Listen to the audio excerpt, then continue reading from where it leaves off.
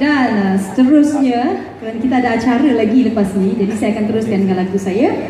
Lagu Alhamdulillah, lagu yang mendapat sambutan yang baik. Jaga silaturahim telah pun terjalin antara semua yang ada pada hari ini ya. Sebab kebanyakan, kalau tak silap saya, ramai muslimah ataupun businesswoman yang berniaga hari ini.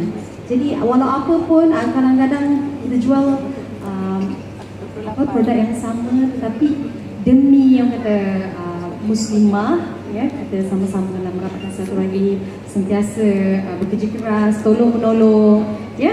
Jadi lagu ini khas buat anda semua. Lagu berjudul okey, jaga dia untukku. Kali ini nak dengar anda nyanyi, boleh kuat sikit ya. Okey, jaga dia untukku.